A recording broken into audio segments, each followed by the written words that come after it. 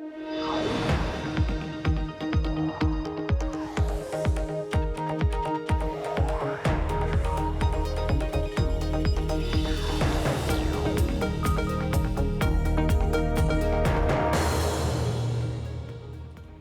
Emily Chang in San Francisco, and this is Bloomberg Technology. Coming up in the next hour, multiple states hit Google with yet another lawsuit accusing the search giant of using its dominance to steal content and starve its competitors of traffic. One of the many attorneys general behind the suit, Maura Healey of Massachusetts, joins us this hour.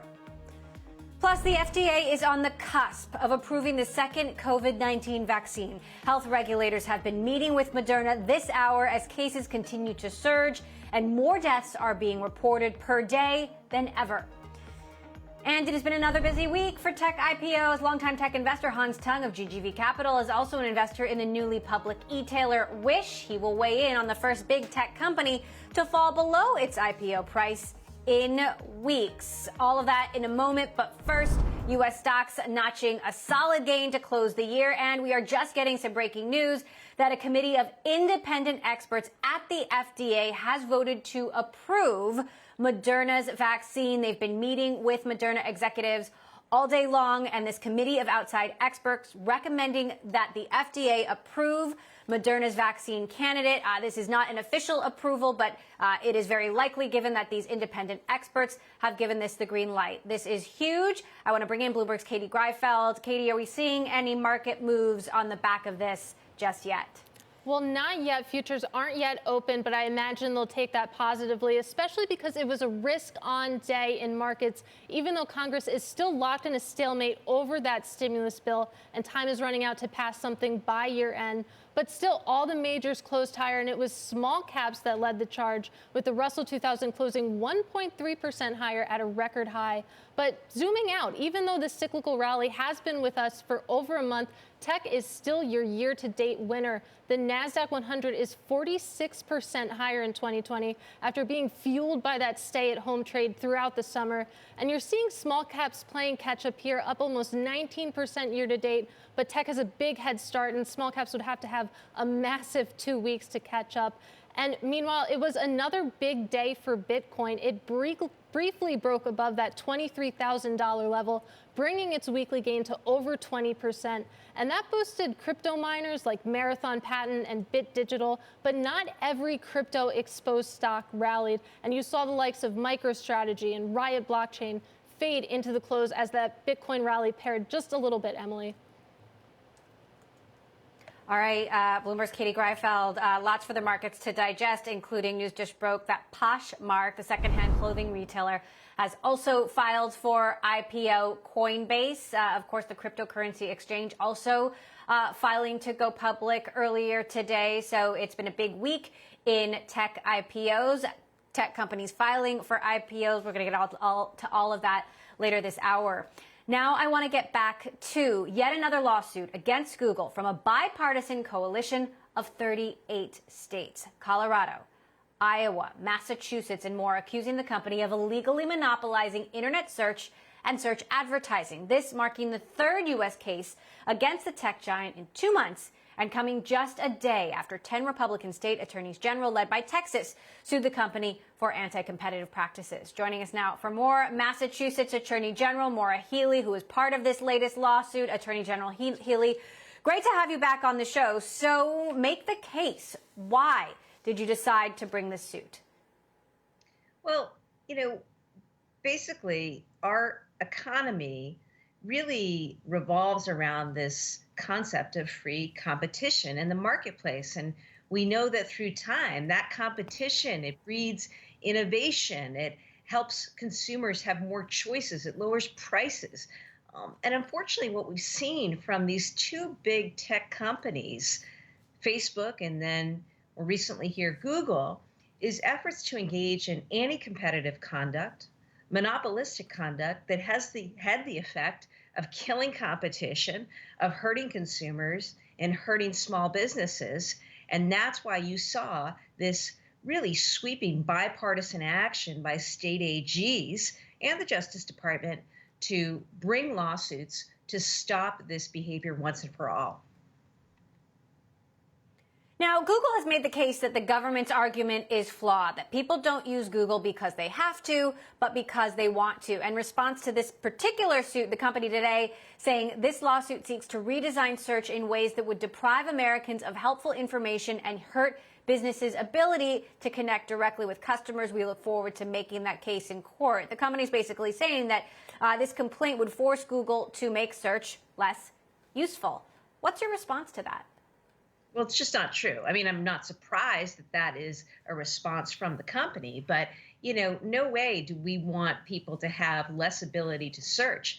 We, in fact, want people to have a greater ability to search. And what Google has done over time is essentially do all sorts of things that keep us, the public consumers, from being able to actually search as effectively as we could. I'll tell you what they do, for example, right? Sometimes when you buy a car or you buy a cell phone, you're going to see that Google is the dominant, right, search engine. And that's done because Google's forced and has entered into agreements with those entities that's made Google the dominant search engine. So that's one way they keep other search engines out of the mix, out of competition. The other thing they do is they are a search engine. And so, they've used that power to basically make sure that when people conduct searches, our investigation showed it was Google-sponsored searches, Google-sponsored findings that were coming to the top, including, Google paid advertisements, meaning advertisements that were paid to Google. And so, that's just not fair. That's playing games with the market. That's playing games with searching. They also protected their own profits, by inflating their profits so that advertisers, would favor advertising on the Google platform. And then we've seen time and time again them discriminate against other sites, whether it was TripAdvisor or Angie's List or Yelp, by basically depriving them of access to pretty valuable real estate on the search results page. So bottom line, Google's conduct has led to less privacy, less innovation, less choice for customers, and it's a problem. It also happens to be illegal, and that's why we've taken them to court.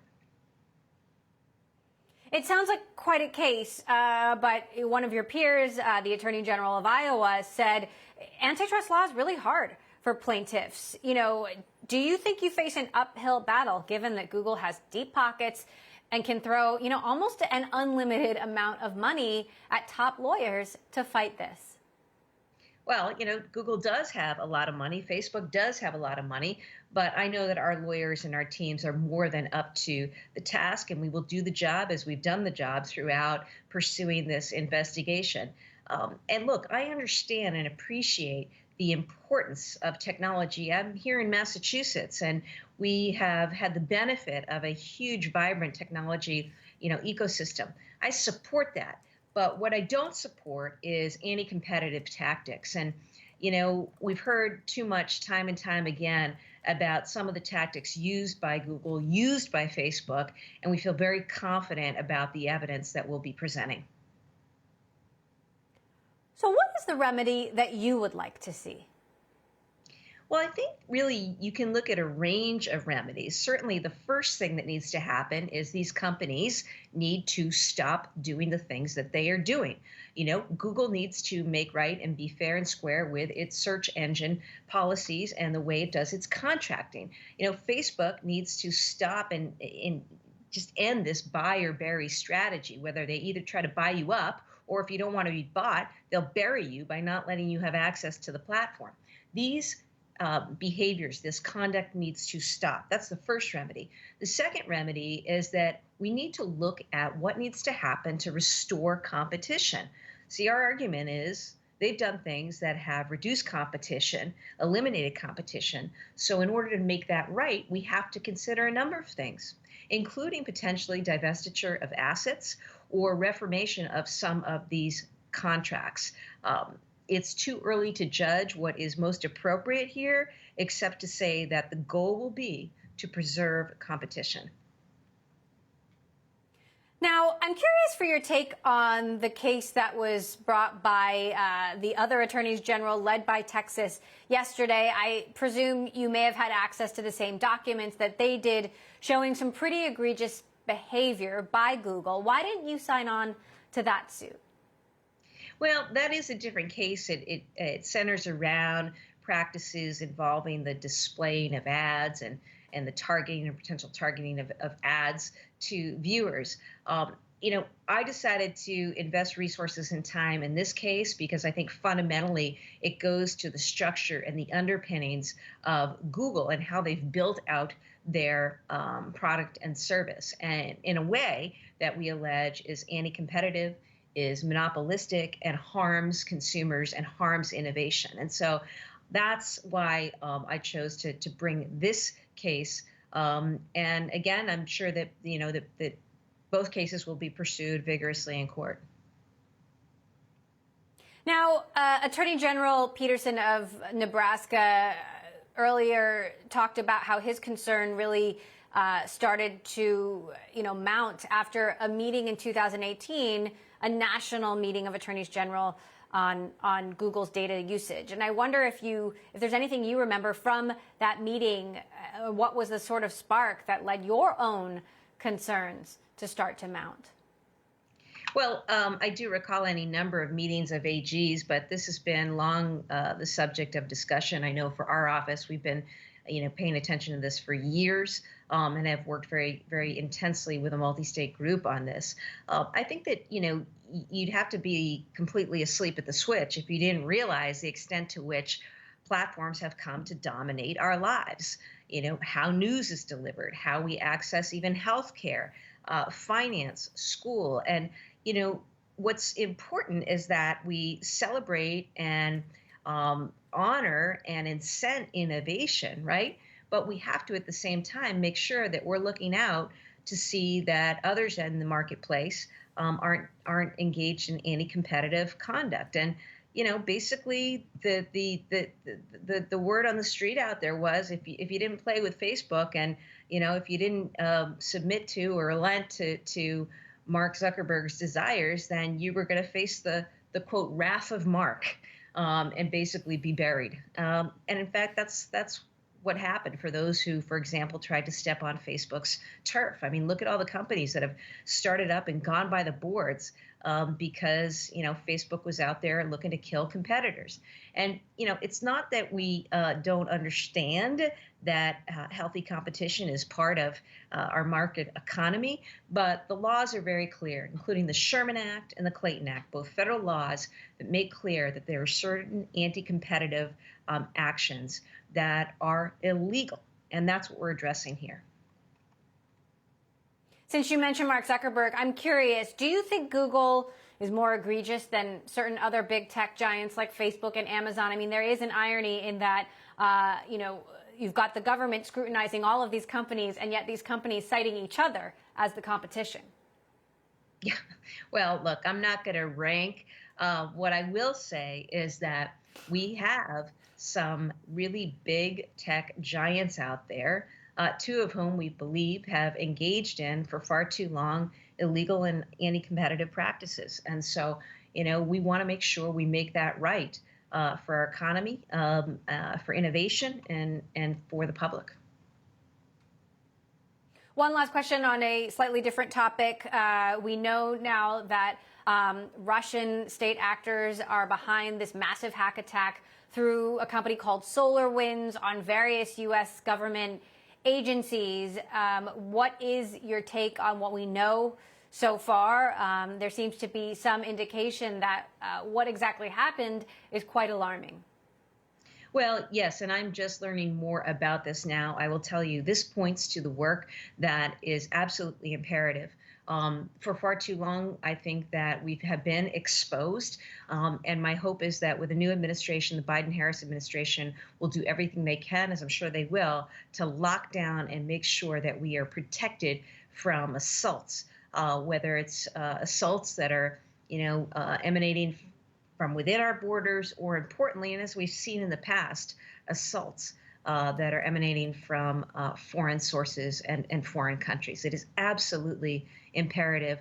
As a state attorney general, I've understood and have handled cases where there have been these kinds of breaches and breaches of privacy and the misuse of information. This is incredibly harmful. It is a matter of homeland security. It is a matter of public safety, and all resources and coordination, local, state, and federal, need to be brought to bear on the issue of cybersecurity and protecting the United States. All right. Attorney General Maura Healey of Massachusetts, thank you so much, Attorney General Healey, for joining us today. All right. Coming up, as FDA advisors now back Moderna's COVID-19 vaccine, we're going to hear from Salesforce about how the company is using its technology to help deliver shots all over the world. That is next. This is Bloomberg.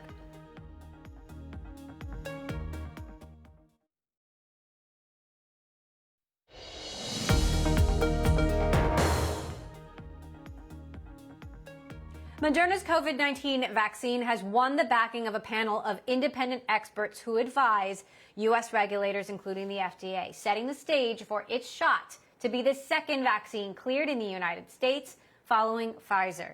Meantime, the cloud giant Salesforce is angling to take an active role in vaccine distribution, the company partnering with Gavi, the Vaccine Alliance, and aims to distribute 2 billion doses of the vaccine by the end of next year.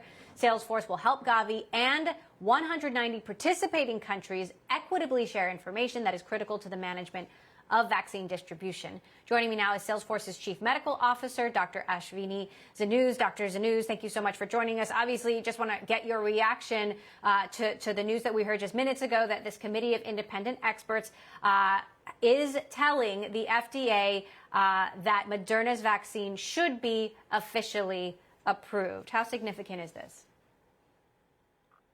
This is very, very significant. I mean, the more vaccines we have on the market that are safe, that are available to use for our population, the faster it is that we get out of this darkness. I mean, this is definitely light at the end of the tunnel.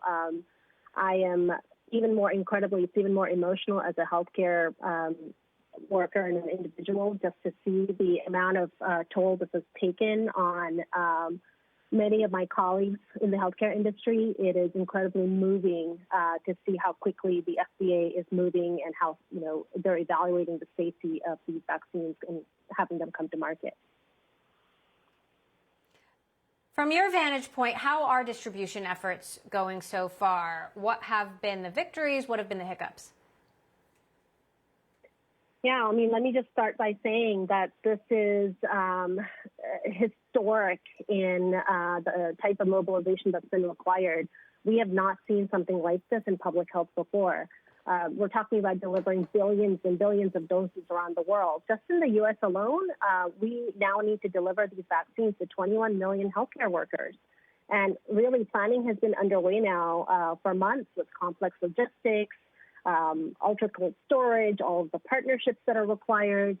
So I am actually incredibly amazed how well this is working and how the public-private partnerships are really leading the way and collaborating.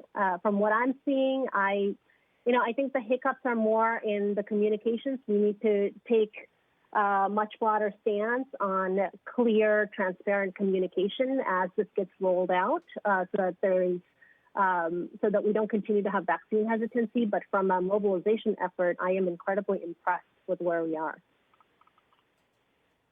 So what is Salesforce's role in this distribution going to be? Yeah, I mean, for us, since the onset of this pandemic, we saw a need to step up, just from everything from getting PPEs to hospitals. We saw that this was a significant challenge that was developing in the world from what we faced, in modern times, really.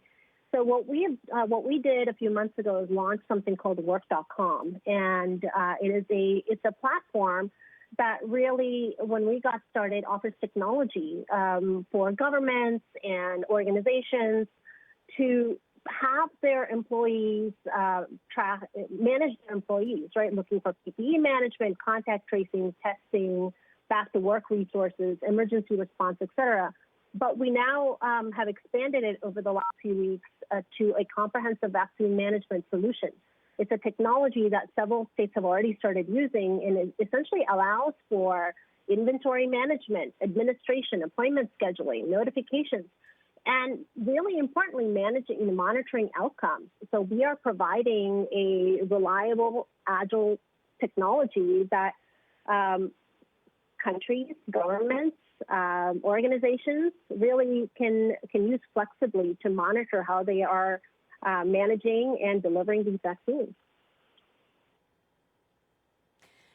Now, at the same time that this vaccine is just starting to be distributed, it feels like COVID is closer than ever. If you haven't gotten it already, someone close to you has. People are spending the holidays separated. There is a lot of fear out there. The vaccine is going to take time. There are so many people who want it now who can't get it right now. Teachers, for example, who are still working in schools. Quickly, it's not too late, is it? It's not too late. I mean, the vaccines are definitely very important, but I think we need to recognize that we're a long ways to getting the entire world vaccinated, and that is really important to have equitable vaccination globally. Of course, we're going to start with the people that are taking care of the sick, or our frontline healthcare workers and the people in long-term nursing homes. And from what I am hearing, they are prioritizing for the next wave people that are critical, like teachers, so that we can get them vaccinated before we move on. But just getting vaccinated does not mean that you can move around without masks and social distancing. We really still need to maintain all of the things that we're doing so that we stop the spread of this pandemic while the rest of the world gets vaccinated. Absolutely. We just have to hold on for a few more months. Hopefully, Dr. Ashwini Zanuz, Salesforce Chief Medical Officer. Dr. Zanuz, thank you so much for joining us. Coming up, Robinhood's relationship with the SEC has been a rocky one. About the company's $65 million settlement. Next. This is Bloomberg.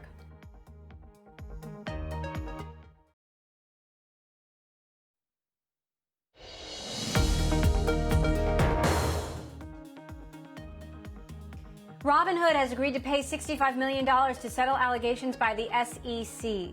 The SEC accusing the broker of failing to inform clients that it sold their stock orders to high-frequency traders and other financial firms. In addition to the fine, Robinhood agreeing to have an outside consultant make sure it provides the best execution for trades. The company has gained notoriety by attracting a massive customer base of young investors. And Bitcoin rallying 20% this week. We're going to continue to cover the rapid rise of the cryptocurrency as the week continues. Coming up, we have Hans Tung, managing partner at GGV Capital, who just hit 6 IPOs this week with Wish's debut yesterday. He joins us next. This is Bloomberg.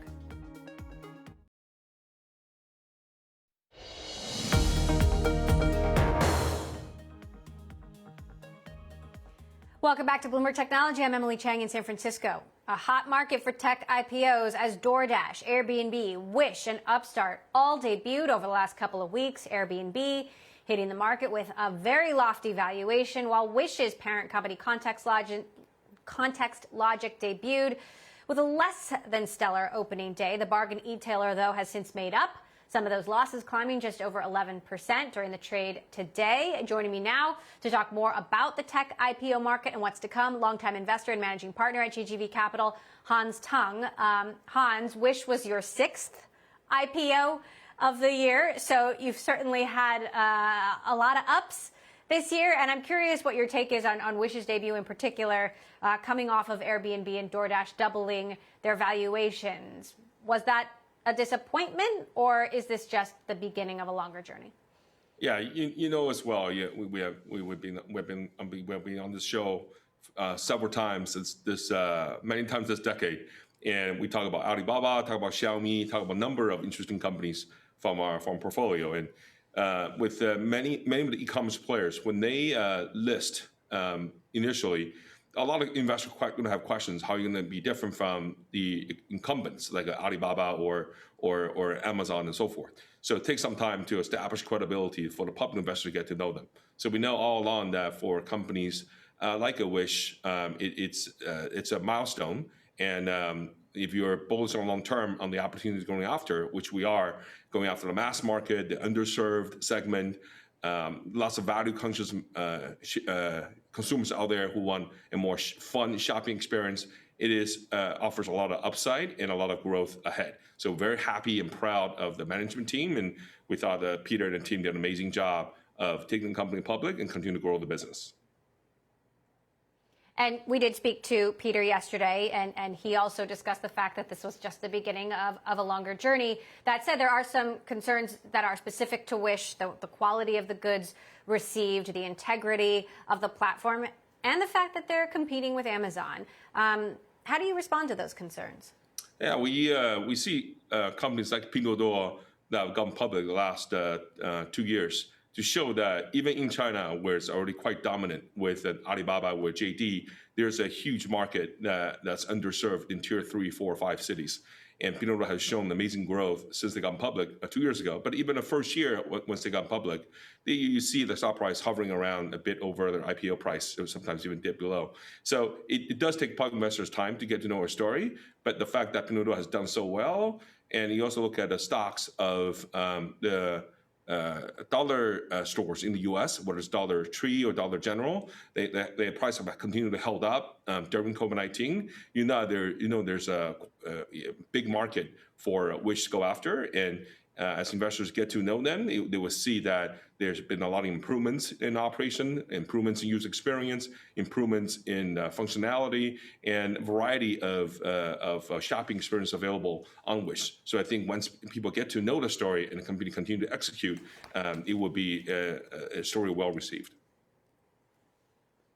Now, on the other side of the coin, there's Airbnb, and I'm sure you've seen the clip by now of Brian Chesky learning on air that the price had doubled before the opening trade, and even he seemed shocked and at a loss for words at that valuation. That was a great interview. Is that great a job. fair valuation? Thank you, Hans. Very touching. It was a human moment. It was a human moment. Yes. And it was clear that Brian didn't expect that. And so if he doesn't expect it, is it worth that? Oh, that's the thing, right? Company have a pop, people wonder, is it a bubble? And company, price it well and it dips a bit below. People are like, what's going on?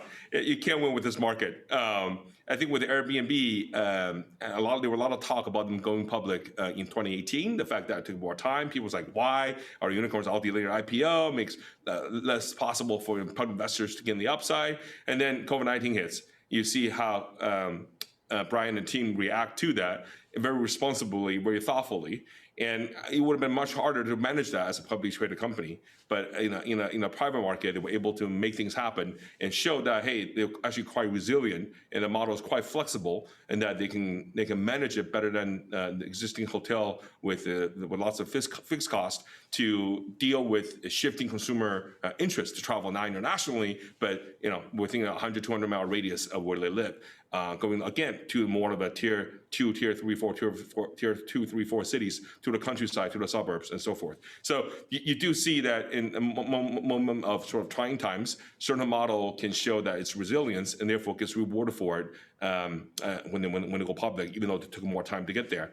And a lot of people are bullish on what's ahead. So it just takes time for a public investor to get to know the story, but once they do, you can see that there's a lot of enthusiasm for the right models.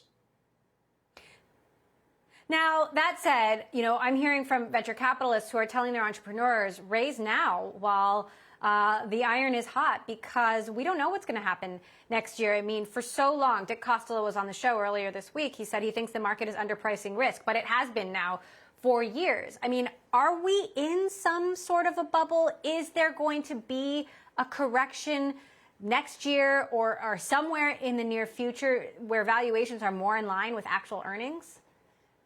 It's just that you and I have both been doing this for a while. You see that as offline world gets shut down, it takes a while for it to ramp up. And even when it reopens, the adoption of digital technologies really have accelerated. This is true even for places like China, where COVID-19, they seem to have a good handle on it. Post COVID-19, you do see the big internet companies get bigger and grow fast. Pinduoduo is a good example of that, and Meituan too. And in the U.S., you do see that e-commerce penetration doubled in the last 9 months, And you see acceleration in edtech, you see acceleration of fintech, you see acceleration of digital health, telemedicine. So a number of factors are making it easier for digital economy companies to grow at a faster pace than offline brethren. And as a result of that, investors are paying the right valuation for entry into those fast-growing companies that show that they have a superior business model during this time. And so no one can say it's really a bubble or not, but you do see that there's this underlying fundamentals that support more growth ahead. And we haven't even started talking about 5G yet. You see Apple stock price double in the last 12 months, and you see that there's the impact on Xiaomi as they continue to grow in India. You do see that as 5G comes out and there's more of that, computation will get cheaper and faster, and there will be more activities that you couldn't do before. Now you can do on the go and enable more services to be delivered. So there are factors to assume that there's further growth ahead over the next few years. Another one of GGV's companies, Affirm, has postponed its IPO. We were expecting them to get out of the gate next week. On the other hand, another one of your portfolio companies, Open Door, we're expecting them to go public next week via a SPAC. I mean, what are you watching in terms of these debuts? This is like normally a couple of weeks when Silicon Valley is phoning it in, but all the action is happening fast and furious. There's one of our best IPO performance this year is probably BigCommerce in the e-commerce space, led by our partner Jeff Richards. And then you look at Xiaopeng Auto, led by my partner Jixing Fu. Both have done very well post-IPO and backed by interesting growth numbers. And Glenn Solomon led our investment in Open Door back in Series B back in 2014, 2015. And you just see that these companies are growing at an interesting pace. So we really focus on the underlying business fundamentals and management team and support their growth. IPO or direct listing or SPAC really is just more of a milestone. Did Affirm pull back because of concerns about all of this market, volatility or potential over exuberance? I don't know the answer to that, so I'm not going to speculate, but it's been very fun and enjoyable working with Max and working with all the shareholders in the company on capital to support the growth. It's a phenomenal business. So where are you placing your bets for next year coming out of a pandemic? Obviously, how we work, where we work may be fundamentally changed for good, but I think some folks might be surprised how quickly things return to normal when there aren't health risks out there. As I mentioned earlier, we do definitely see acceleration of digital technologies everywhere, including the U.S., the most developed country in the world. And so we are spending time on digital health / telemedicine, on edtech, on fintech. Increasingly, almost every company has developed a sort of fintech angle. You look at our portfolio, Square and Square Capital, this growth during this last nine months, it's incredible. So there's plenty of places where it's worth tracking adoption of digital technologies. And as a result, we launched our Digital Economy Index over the summer to track that. And these companies over the last 10 years have grown over 30% year on year consistently. And the next 5-10 years, you see more growth ahead with 5G and more adoption of cloud computing and cheaper bandwidth, faster bandwidth to allow more computation, faster computation to happen. And it's going to be quite exciting, right? And given that you invest and spend a lot of time in China as well, I'm curious what your outlook is on the evolution of the Chinese tech scene as it relates to the U.S. tech scene under a new administration. Yeah, as a fund, my colleagues do invest in China. I personally have not done that in the last 2 years. There's so much stuff to do in the U.S. and also increasingly India is becoming, and Southeast Asia is becoming interesting places for us to invest. Now, many founders we see from India and Southeast Asia and even Latin are eager to learn from Silicon Valley as well as from what they're seeing as interesting models that deal with mass market, urbanizing environment in China. So now we're more in a mode of shifting our knowledge to help founders elsewhere to grow. So we think that the new sort of age of going global is about sharing knowledge, sharing ideas. This is why we launched our podcast, Next Billion, a few years ago, and we have enjoyed the interaction and the community we're creating as a result of that. Interesting. All right. Well, everybody can tune in for that. The Next Billion podcast by GGV. Hans Tung, GGV Capital, managing partner. Huge year for you. Thanks so much for taking the time to round it up for us. All right, coming up, digital mental health tools for workers are in high demand as employers are looking to better support their employees amidst the pandemic. We're going to hear from the founder and CEO of Modern Health, a company that just raised $50+ million in new funding. Next, this is Bloomberg.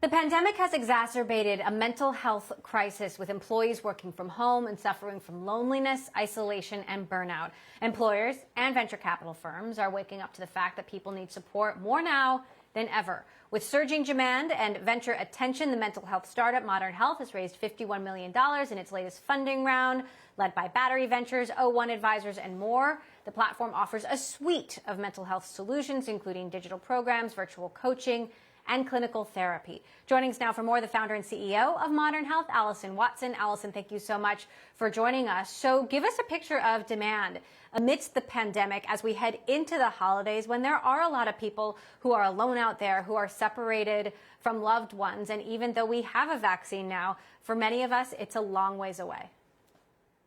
Thanks, Emily, so much for having me. I'm a huge fan of yours, so super excited to be here. And yeah, to share a little bit more about Modern Health. So we are a mental health benefits platform for employers. So we work with employers to make it easy for their employees to get access to the resources they need. And as you can imagine, have seen massive increase in the need in 2020. But really, we were seeing an increase in the need coming into this year. I mean, coming into 2020, mental health was the #1 cause of disability worldwide. So the #1 reason that people took off from work, even before this pandemic hit, was related to mental health.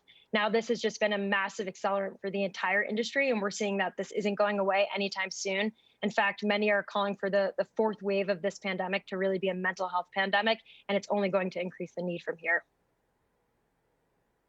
So what are you hearing from employers in terms of what they need and how they want to support their workers? It's not, necessarily something that employers have obviously felt responsible before for, but in this unprecedented situation, we're seeing companies wanting to take a greater role in the emotional well-being of their workers. It's a good question. So we think about mental health as the fourth pillar of benefits. So you've got medical, dental, vision, and now mental health has become that fourth pillar. And the reason behind that is because you can't get access through traditional medical benefits. If you try to access or find a therapist through your traditional health insurance, it's really difficult. And there's a number of reasons for that. Number one, most therapists don't accept health insurance these days. And they don't accept health insurance because the national average reimbursement rates are so low. Number two, there's a shortage of therapists. So with the ever increasing demand and a shortage of supply, it's increasing cost and making it even harder for people to get access. And employees are really struggling. I mean, at the end of the day, human capital is the #1 asset for every employer. So employers are now waking up to the fact that you can only be successful as an employer if you take care of your employees' mental health. And so it really has become a top priority. I mean, every single employer all around the world is prioritizing mental health. It's in every board meeting, it's in every discussion, and they're looking to invest in solutions like Modern Health to be able to support their employees. Now, as we round the corner and get closer to more vaccinations, closer to eliminating the risk of COVID, are employers going to care about mental health long term? Are they going to care about offering this kind of benefit a year from now when, the risks aren't as high, many people are back at the office, and there are other priorities? I'm so glad you asked that, because I think if there's one thing that we've learned from this year, it's that mental health needs to maintain a top priority for employers. We shouldn't have to wait until we're in crisis mode as a society to take care of employees' mental health.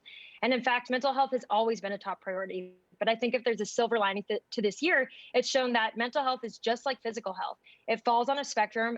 All of us fall on that spectrum from green to red. That's how we think about it at Modern Health. And it ebbs and flows at different points in our lives. I'm sure a lot of us are feeling a little bit closer to the red zone right now. But the reality is the way that the population breaks down is a typical bell curve. So you have about 15 to 20% of the population in the green, 50 to 60% of us in the yellow, 15 to 20% in the red. But we all have mental health, so we all can engage in it. And in order to build a really resilient and productive population, you need to invest in your employees' mental health. And so the reason that we built Modern Health was to make a solution that makes it easy for every single person to engage in their mental health, to not wait until they're in crisis mode, so we can meet everyone where they're at. And the way that we do that is through a very easy to use app. It's a best-in-class user experience where you download an app, you take a quick assessment, you tell us what you want to work on, and in a matter of seconds, you can get connected to a mental health coach who might help you with being home right now as a parent without childcare, or financial stress, or loss of a loved one. It might connect you to a therapist who can help you if you're struggling with anxiety or depression. Or it might direct you to a digital program like mindfulness and meditation so that you can, work on becoming more mindful during these times when we're all stuck at home.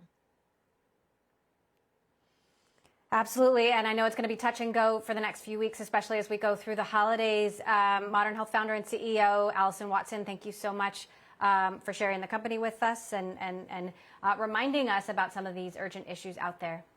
Still ahead, Amazon is transforming the logistics industry, but recent analysis by Bloomberg has found that America's second largest employer may be shortchanging its warehouse workers. That story is next. This is Bloomberg.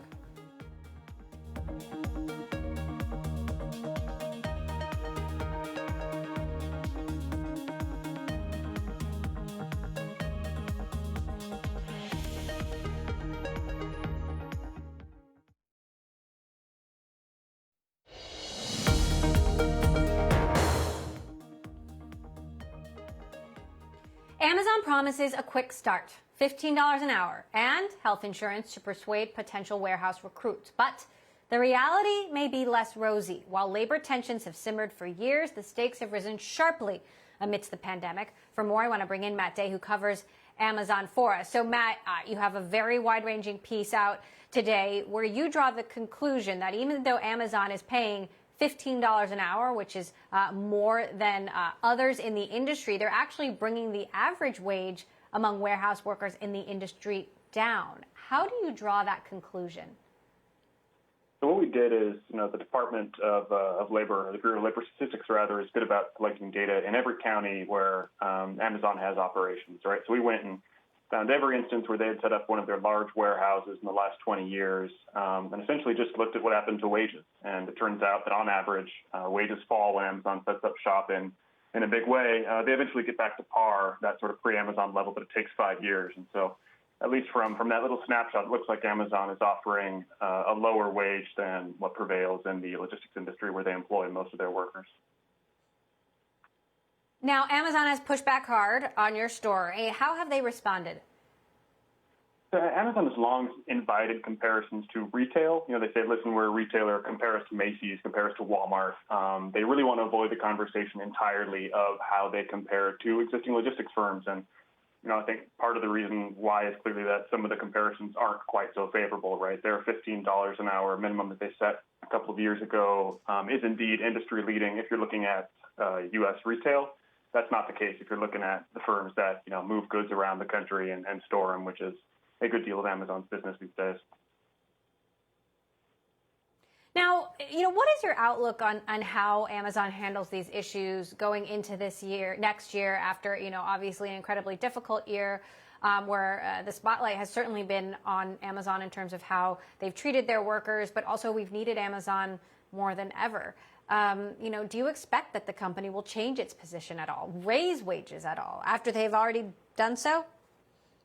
Well, wages have been inching higher at Amazon, and I think we're going to see them be very careful in the new year. And part of this is they're facing an unprecedented union drive at one of their warehouses, in this case in Alabama. So for good reason, they're going to want to be very circumspect about how they talk about their workers. But I think we're going to hear a recitation of the same pitch from them, which is that they think they offer a better deal than most workers can find in most jobs. And what is your outlook on the next couple weeks as we push through the the holidays, and Amazon is a critical part of that. Amazon says they've got enough capacity to get us through and get shoppers through the big holidays. It's with the weather throwing some wild cards in there and capacity already strained around the industry. There's some questions about whether Amazon and their logistics peers like UPS and FedEx are going to be able to pull that off. But for now, they seem to say that things are looking all right. All right. Bloomberg's Matt Day, who covers Amazon. I urge you to read that story out today on Bloomberg. And that does it for this edition of Bloomberg Technology. I'm Emily Chang in San Francisco. Bloomberg Daybreak Asia is coming up next. This is Bloomberg.